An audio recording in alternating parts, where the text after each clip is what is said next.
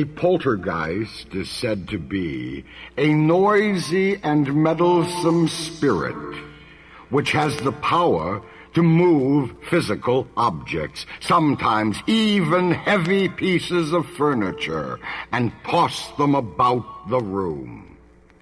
A poltergeist is a ghostly presence which can inhabit an entire house or a single room, an attic or a basement, or even a child's dollhouse, such as the Dollhouse of Millie Riggs.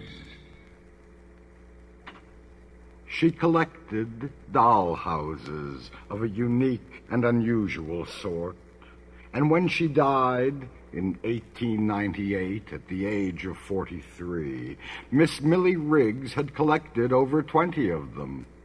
They stood in rows along the walls of her gloomy London flat, which, apart from these miniature houses, was astonishingly empty, except for a single chair and a table, and a half-burnt candle which, when lighted, cast bleak and ghostly shadows on the walls and ceiling. The effect of this scene upon her landlady, Mrs. Collins, when she heard the shot and found her there that cold January evening, was at once bizarre and chilling. For Millie Riggs had been shot to death, but no gun was ever found. No gun, that is, except the child's play gun, a mere toy which rested on the floor of one of the dollhouses, the house before which she lay, her hand reaching up, grasping at the center of the door, as though to close it tightly once and for all, to keep its dreadful secret confined forever.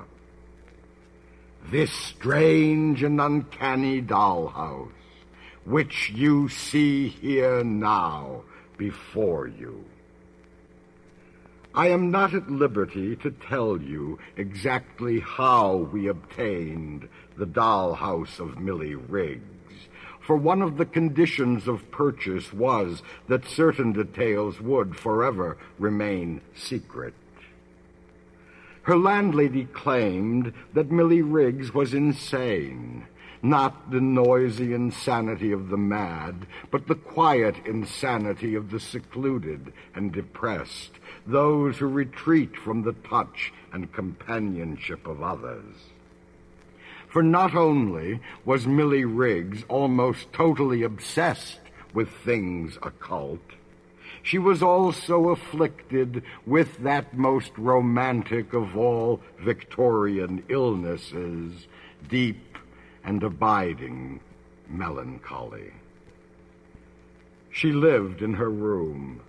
Her room was her world, decorated only with memories that were never shared, memories known only to herself, and, of course, with the miniature houses that she loved. Nor were these ordinary dollhouses with furniture and walls. No, they were empty shells, as empty perhaps as her own life. And it was said that Millie Riggs would sit for hours staring into the empty spaces, waiting for a sign, and dreaming of a fullness that never was hers. Some days before her death, she told Mrs. Collins that finally she had broken through. To what? Inquired the landlady. Why, to the other side, Millie Riggs replied, with a curious stare that was both sad and dreamy. The other side of what? The other side. But she didn't finish her sentence. Instead, she tossed her head back and laughed, a disconnected laugh that troubled the older woman. You see, Millie then said sharply. I sit for hours watching, waiting for a sign, and the sign has now been given, and it is in the house, with all its power, its wonderful and frightening power. It is in the house. The landlady was puzzled. You will see, Millie Riggs laughed. You will see when it's time. 2 days later, she was dead. In certain occult circles, the story grew that a poltergeist really did inhabit the dollhouse, and that this poltergeist had become Millie Riggs' spirit lover. Together, so the story goes, they had planned and executed the death of Millie's physical body, so that her spirit might join him forever in the child's dollhouse.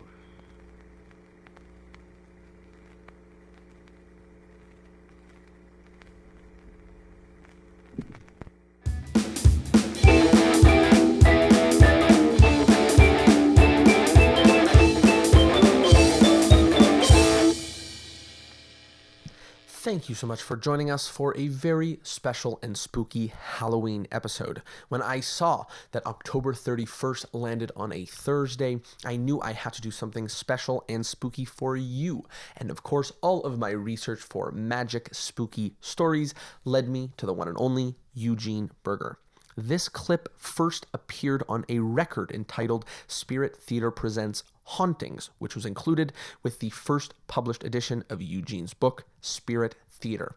This specific clip was taken from his website, magicbeard.com, where you can find this clip, The Dollhouse of Millie Riggs, as well as another interesting spooky story called The Fox Sisters. Thank you to every single person who helped me source this and get permission to share it again with the world. And of course, thank you for being a part of it, supporting the podcast, and thank Eugene Burger for his hard work in the art of magic. As always, thank you for being here. See you next Thursday, and happy Halloween.